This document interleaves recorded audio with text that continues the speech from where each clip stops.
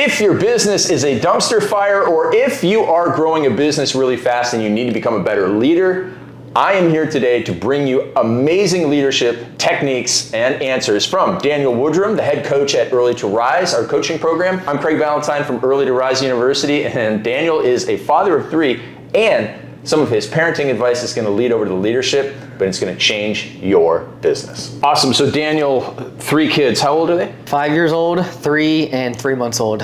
Now, what's it like having a 3-month-old added to the mix? It's a game changer. Now it's zone defense instead of man to man, so it's been a big difference. The 1 to 2 was harder, or 2 to 3 was harder? I actually think 1 to 2 was harder, to be honest with you. And I think that's because our son Banks has been the problem child so far. Okay. And our third Bellamy, our daughter, she's been super easy. It's been so far a very smooth transition. How do you guys arrange working from home? You know, because you work from home, your wife works from home. How do you guys arrange that in the house, with kids' noise and all that sort of stuff? Yeah, I mean, we just plan ahead. It's like Brittany knows that I'm an early riser, so I'll go get work done in the morning time while the kids are still sleeping, or if they get up, she'll take care of them. And then in the middle of the day, our kids go to our school now, so during the day we've got a little bit more freedom now. But with our daughter, I'll watch Bellamy while Britt gets some work done, whether it's in her guest house or she'll go to the coffee shop down the street. Okay. And we just plan and prepare, just like you would in business. Yeah, absolutely. So how has being a father made you a better leader? You know, because you've run Fit Body boot camps,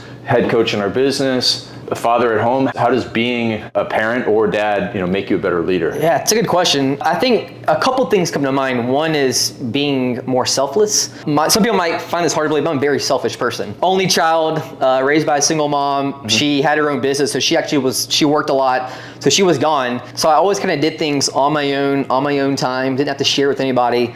And that translated, unfortunately, I guess, to my adult life. And then after having kids, anybody that has kids knows that changes right immediately. Sure. So I've had to be a lot more selfless in terms of caring for my kids, putting my kids first. And so I think that's translated in my business, where now I've realized, I need to put my team first. I need to make sure that I take care of my team. Doesn't mean I don't take care of myself, right? I still need to fill my bucket up, but making sure that I take care for my team, make sure that I ask them the right questions. I know what are their goals, right? What do they want in life? What's most important to them? What really drives them? And that's helped me become a better leader in the business. So what have been the areas which were the hardest for you to go from kind of doing whatever you want, whenever you want, wherever you want, to being, first of all, a parent, but then also a leader in the Fit Body boot camps? Yeah, I mean, I think for me, it's just getting more clarity on what's most important to me, right? Like, perfect example, going to the gym, all right? Like, I used to go to the gym hour and a half a day. I love fitness. I would do a couple of workouts per day. When I had kids, I'm like, all right, taking care of myself is still a priority, but I need to manage that a lot better, right? So now it's like I go to the gym, but it's only a 30-minute workout.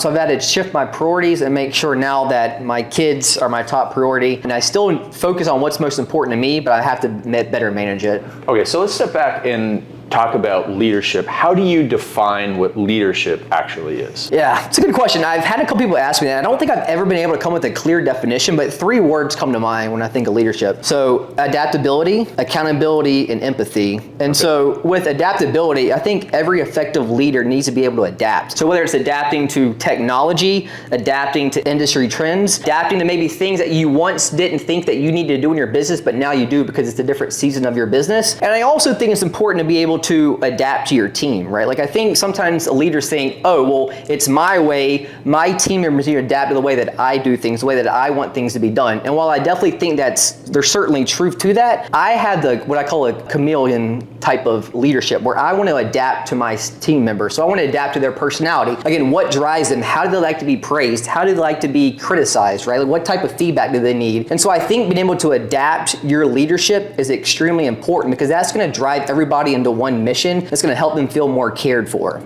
So let's just stick on the adaptability here for a second and coach, because I know that you have some clients that their businesses have to change. Maybe What do you do when somebody is resistant to change, when they're frustrated by the fact that, oh, it can't go on forever just being the old way? How do you help them through that phase? Because I know there's a couple of people that you're really helping with right now. Yeah, it always goes back to your values and your vision, right? Like one of the first exercises we have our clients do is, what do you want the next 5 years to look like, right? And so it's like, okay, this is your values and your vision, but right now you're off track, right? And maybe that track worked at one point, but now we need to course correct. We need to reset our intention or action steps steps, the values and the vision still stays the same, but the actual path and the course to get there is different now. So I think it's just helping them understand that. Okay, so they understand that, but sometimes they still don't take action, or they're still a little resistant. What else do you have to do to their mindset, or is it just deadlines and getting them to step up? Because I know that, again, I just know that we've had conversations about some of our clients that are working through that. So is there anything else that you've been able to do for them? Yeah, I think it's just, okay, so we want to get from point A to point Z. What's point B? What's point C? So it's like that next step, right? What's that next action step, that next win, that next momentum, right? That gets you belief. Like, okay, this is actually working. This is the track that I should be on, right? So it's just getting that belief through small action steps that are specific and timely, and then moving up that ladder. So, and this is kind of goes with the clients who feel like they're in a really big hole, even though most of the time they're not. Mm-hmm. How do you help clients who are overreacting to a negative situation? How do you help them adapt and get their minds right and get back on track? Yeah, I think it's the 3 C's of adversity, right? Control what you can, cope with what you can't, and concentrate on what counts. And that's, to me, Craig, you've taught me a lot of different formulas and methods over the years. That's had the greatest impact on my life, both personally and in my business. And I think that's had probably the greatest impact on my client's life as well. Okay, so all 3 kids are sick, and they wake up at the same time. You want to go to the coffee shop. Brittany's not feeling great. How do you use the 3C formula in that situation to make it through the day when you had like this plan of being super productive that day? Yeah, so it's like, okay, so control what I can, right? So what I need to control is I need to control taking care of my kids, right? That's one thing that I can control, okay? Cope on what I can't control. Well, I cannot control that they get up in the morning time, right? I can't control necessarily that I couldn't go to Starbucks. So it's like, okay, coping with that. Right now, my number 1 priority is taking care of my kids, and then concentrating on what counts. And it's just, again, being there for my kids and knowing, hey, Brittany, my schedule needed to change some, okay? So I'm gonna take care of the kids this morning. When they get off to school, if we can just shift our schedule around, if you can take care of Bellamy for the next hour and a half, let me go get some work done. I'll come back and then I'll relieve you. Okay, so because I'm experiencing this right now, is that I had this day with all these things I thought I was going to get done, and now 75% of them are not. And I'm working through it, but how do you reset from that? What do you say to yourself? What do you say to clients? What would you say to me where, listen, man, obviously that's going to be pushed off till later, but how do you get people past hanging on to that? So it's 1 day out of 7 days. That's the way I look at it, right? Mm-hmm. Like it's 1 day. Okay, yes, my 1 day got off track. I didn't get this done, but in totality in the next week, because I know that I'm so disciplined, that I will be able to make up for that in a week totality. Okay, great. So we had adaptability was the first phase of leadership. Every leader must be able to adapt to the situation. They need to be able to adapt to their team. They need to be able to adapt to different trends in the industry. What was the second one? Yeah, so accountability. I think accountability in your business is huge. I think you need accountability with your employees. You need accountability with your management or your leadership team. And you need accountability in a lot of cases with your clients or customers, depending on your business. And you need accountability as a leader as well. And a lot of people ask me well, how do you get accountability? How do you create a culture of accountability? And I think the first thing is making sure that you have clear expectations for your entire team, for your entire organization, and a clear line of communication. And from my experience, both early on in my career and working with a lot of coaching clients, is that they don't have clear expectations. And it's like, well, how do you get clear expectations? Like, I've got these employees, I don't know what that looks like. It's like, just start so basic. What is the definition of success of X employee in that position, right? Like, write out what are the key responsibilities that I need them to accomplish in order to be successful in that position. Just bullet point those out and then just put specifics under that, right? And then it's like a matter of okay, how do we actually measure that? How can we measure that to make sure that they're staying on track? And then what's the accountability, meaning the lines of communication, the consequences, if you will, if they do not hit those goals. So if someone comes to you and they have a team of 5, they've got a business, they've got a sales process that's working, but even though there's cash in the bank, the business is a mess. And the first step, it sounds like, okay, well, let's talk about those 5 team members. let's do that, bullet points of everything that exists. What are the right lines of communication for somebody who has no, essentially like no communication? Maybe they just tell everybody what to do. What's the next step in getting that accountability? Yeah, I always say think big, start small. I think some people don't have a lot of communication, like, okay, well, I'm gonna start doing this, and it's just overkill for you and your team member. That's a massive change, right? So it's like, let's think big and start small. So instead of, if you're not having any communication right now, let's just do a weekly team meeting. Let's just start with a weekly team meeting or a one-on-one meeting once per week, right? Let's let that system go for a month, for 2 months, see what it's like. Can we add some more communication after that? To me, it's easier to add as opposed to taking away. So I like the whole philosophy of think big, start small when it comes to communication. So what would somebody's team meeting look like if they have five, maybe 10 employees,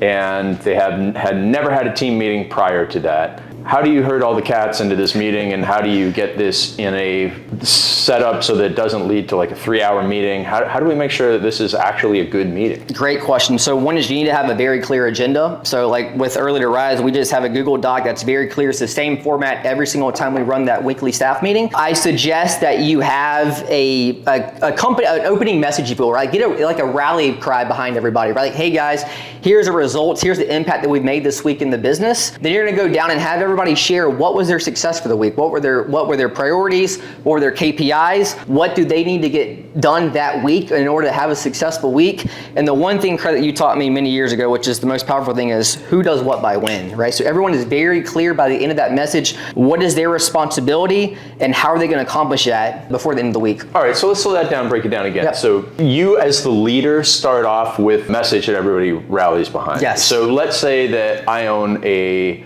real estate company and I have 6 agents. What would I probably say in that message? Yeah. Hey guys, so this past week we're able to sell 5 houses. Our goal was 3. We exceeded that. So we sold 5 houses this week, which is awesome. If you want to give a specific shout out to a specific agent, hey, this agent sold 2 homes this week. That's the first time that's ever been done in our company, whatever it may be. So something like that where you can... What's the power of having that specific recognition for individuals? Yes. Well, one is I think it helps them feel really good, right? And they want to work harder for you to be recognized. And I always like to say, what gets recognized gets repeated. Mm-hmm. So it's not just about recognizing somebody or something, but being very specific on what that recognition is for and why it's important for the company or for that person. Okay, so before we get into the rest of the meeting, what's your take on when somebody needs to be corrected? Is that something that we would do the same way, like in front of everybody, or is that something that we do privately? And how do we correct somebody? And let's just say like they made a well-meaning mistake or they forgot something, not that they were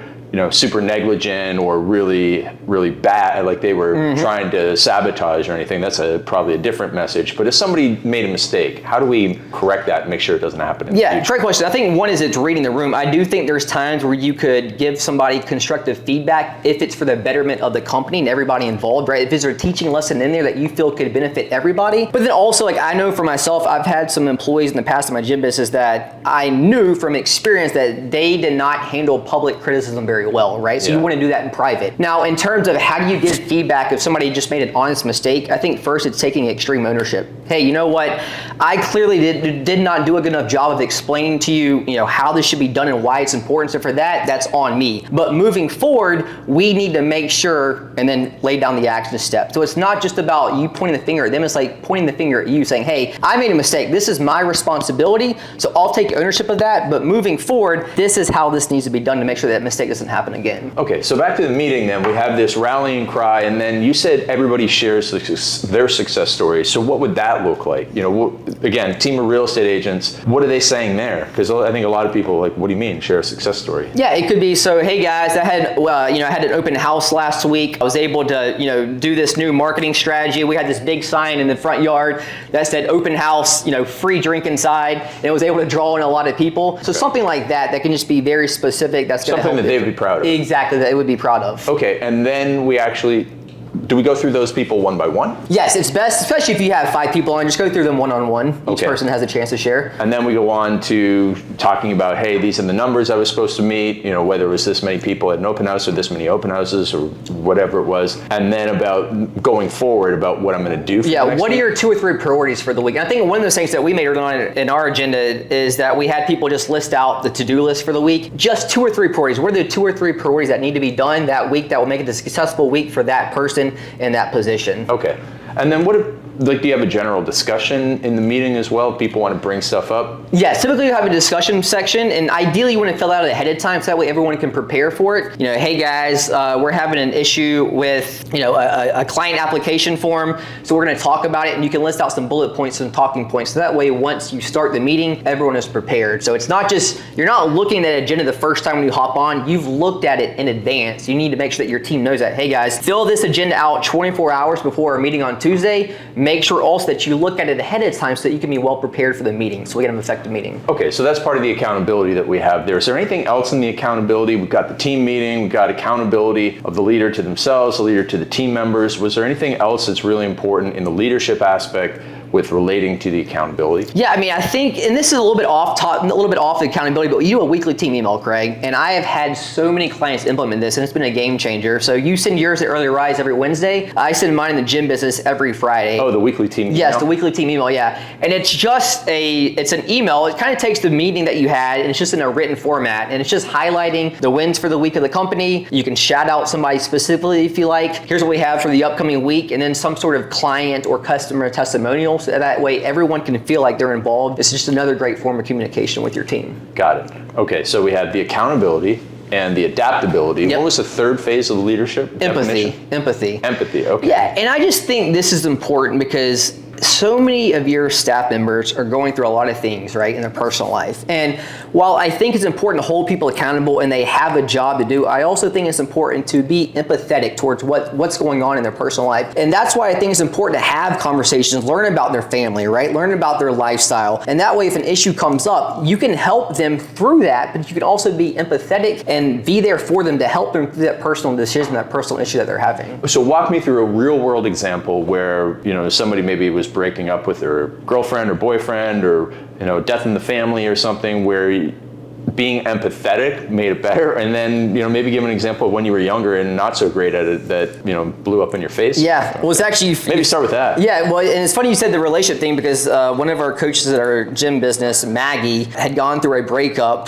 This was about 8 months ago, and I heard from some clients that she was like, "Hey, Maggie's not been the same on the gym floor. Like, I don't know what's going on, but she's just not been as energetic. She's not seemed like she's as present there." And so I actually reached out to her, "Hey, Maggie, like I'm concerned that something might be going on that I don't know about. I heard through some clients that you just didn't seem like you were yourself. Is everything okay, right?" And that's when she actually picked up the phone and said, "Hey, can I call you?" So she called me on the phone, and we just had a conversation. Said, "Yeah, I just broke up with my boyfriend of 2 years. I just am in a really tough spot right now." So I said, "Hey, I completely understand. Do you feel like right now that you can still coach at your best ability, or do you need to take some time off?" She's like, "No, I think I can still coach. I just need to get that off my chest, right?" And so that was just being a little bit more empathetic towards her. And I did give her a couple of shifts off over the next couple of weeks just to be very sensitive to the situation. Okay. All right. And then, so for someone who's not empathetic naturally, how do they develop that talent? Yeah, that's a really skill set. That's a really great question. Again, I think it just comes down to communication. I think it's hard to be empathetic when you don't know what's important to your staff members, right? Like again, when you don't know what's important to them, what drives them, what motivates them. Everyone's motivated by different things. Some people are motivated by freedom. Some people are motivated by money. Some people are motivated by recognition. So just having a more clear understanding of what is important to them allows you to develop that skill set of being more empathetic because you know exactly right what makes them tick. Okay, so there's a lot of different styles of leadership, top down and being the boss or servant leadership. Those are like two extremes. What would you describe your leadership as? Yeah, I think again, as I said earlier, I think it's just a chameleon type of leadership. I have an incredible ability, I feel like, to be able to adapt to different people, to different attitudes, different way of doing things, different forms of communication. And so while I think it's important that you don't ever lose the integrity of who you are as a leader, again, I don't expect my team members to mold to the way that I'm a leader. I want to adapt to the way that they want to be led by. Okay. And you used the phrase extreme ownership early on. Why is that important, and what's that mean to you? Yeah, I think this is probably the biggest factor. Like if I look back at the last, say, 100 clients that I worked with at Early Rise, I think the biggest factor of if people have success or if they don't, if people stay in our program or they end up quitting, is taking extreme ownership. So my thing about extreme ownership is, I heard this from somebody, and it always stuck with me, is if you're 1% responsible, you're 100% responsible. And so the way that I look at that is, if a team member steals from your business, you hired them, you're responsible, right? If the pandemic hits and it wipes out your industry, you chose that industry, you're responsible, right? If your flight gets delayed, you chose that flight at that specific time at that airport, you're responsible for it. And I feel like by taking extreme ownership, it allows you to go into solution mode instead of problem mode or excuse mode, right? And the problem is that if you deflect the blame on other people, you give them the power and you have that victim's mentality. And I think the key that really changes for me for everything was, and you know the story, Craig, a few years ago in our gym business, we had a manager that we ended up stealing a bunch of our clients. Yeah. Ended up opening up a gym down the road, stealing a bunch of clients. And I was a mess for the first few days. Like, I was just, poor me, why me? I can't believe he did this to me. Like, what did I do to deserve this? And a few days later, I was in the shower, just kind of like all these emotions going through my head. And I realized, I'm like, you hired this guy. Like, it's your fault. And you allow these things to happen. So clearly he didn't get what he wanted, what he needed out of your gym, out of your leadership, or else he wouldn't have felt the need to open up a gym down the road.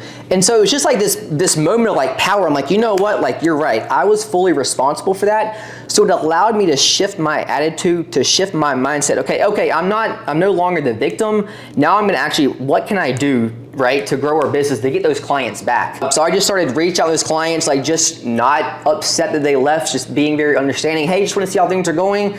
6 months later, the guy's gym didn't work out. He had to shut down. A lot of those clients end up coming back to our gym. Got it. You know, that kind of brings us to the trust thing. And we trust everyone we hire. I mean, that's just the nature of you and I in the gym business. Mm-hmm. And a lot of leaders and entrepreneurs say that they don't trust their team members. So they say that they have trust issues. You say that you aren't a leader because you have trust issues. What does that mean? Yeah, so I think when I hear someone say, hey, I don't trust my employees, what I hear is, I don't trust myself to properly lead them. Mm-hmm. I don't trust myself, right, to give them the responsibilities, to give them the SOPs, the KPIs, to have those tough conversations with them when things are not going right. And so to me, it's like, you need to look at yourself in the mirror and say, no, that's a you problem. That's not a them problem, right? You need to trust yourself. And to me, how do you gain trust in yourself? Well, again, you need to be very clear on exactly what you want out of your team members, what you want out of your company, and just really lay it all out on the line. And then it's just a matter of, if they follow those KPIs, those SOPs,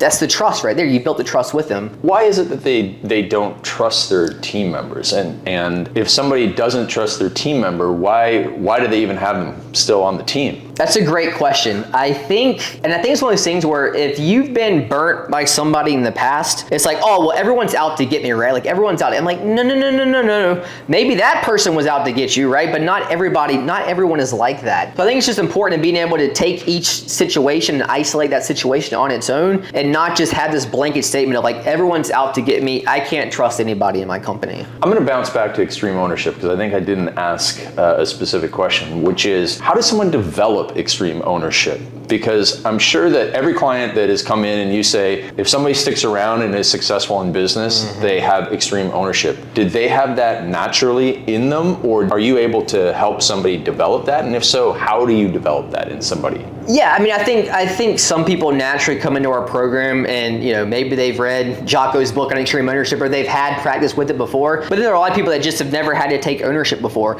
And so the one thing that I would say is that when something happens to you, want to say, hey, this didn't happen to you, this happened for me, right? And then also, this is my fault because, ... fill in the blank. Like, I think that's the most important thing to just write out. This is my fault because, and again, once you write that statement out, again, it allows you to go in solution mode instead of deflecting blame mode. Okay, so you've helped some people for some really bad spots, like, you know, employee revolts, you know, business going bankrupt. You've turned them around.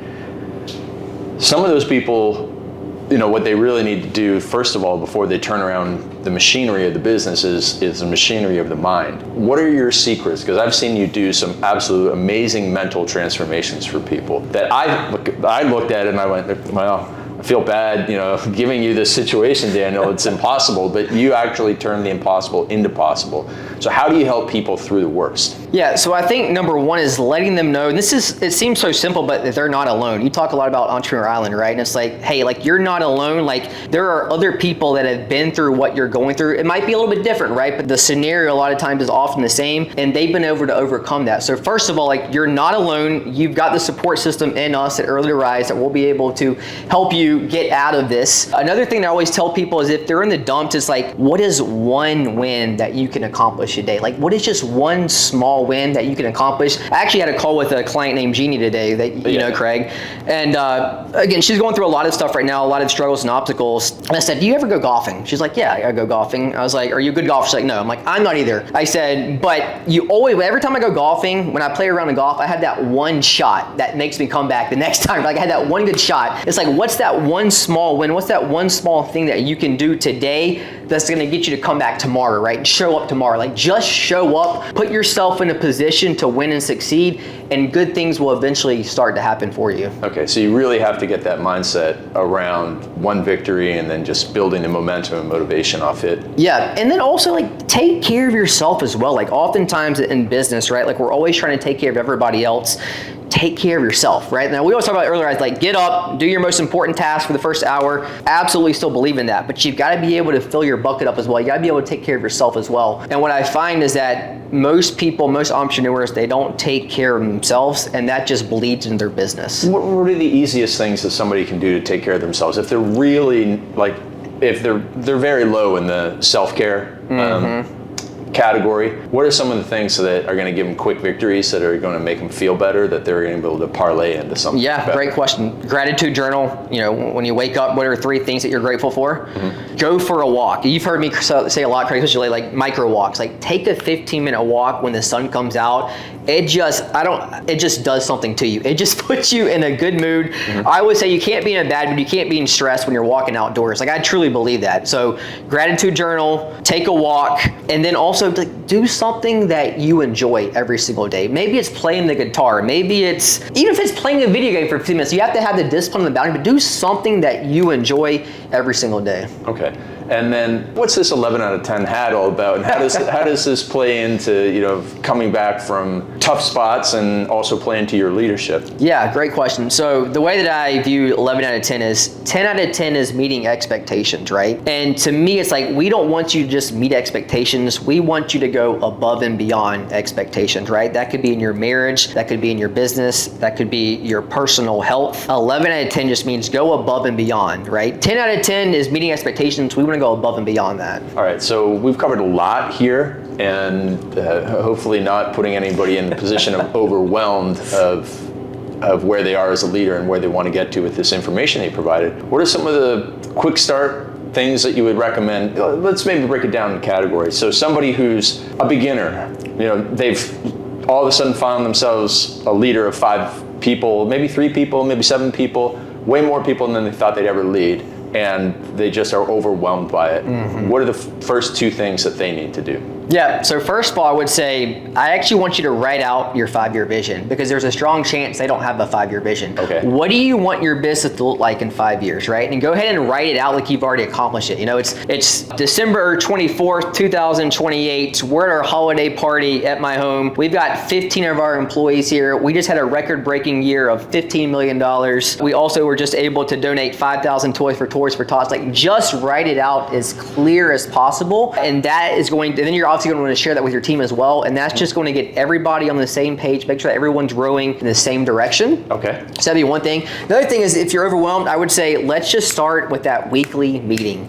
Just start with that weekly meeting. Use that agenda that we talked about, set a date, set a time, let your staff know about it. It might be a little bit messy at first. That's okay. Just take imperfect action on it. What about for the leader that has been doing this for a long time and has nothing in place and has been more of a boss than a leader, and maybe they have 15 employees, they've never really done a weekly meeting, it's always just been that boss kind of micromanaging everybody and saying, okay, Joe, you're going to do this, and Sally, you're going to do this, no feedback. And they've had like a Ebenezer Scrooge type movement where they're like, I got to change my life here. What are the things that they should implement first? Yeah, so I'm going to give you an acronym for feedback. I call it FREAK. So I want you to be a feedback freak. So that stands for frequent feedback, real-time feedback. Don't just give feedback at the quarterly evaluations. Give feedback in real time. Extreme ownership, accepting. Make sure that you're accepting of feedback from your staff members, and then condition them, teach them how to accept feedback on their ends. Okay. And then the K stands for kill the issue. So meaning like if you're giving constructive feedback,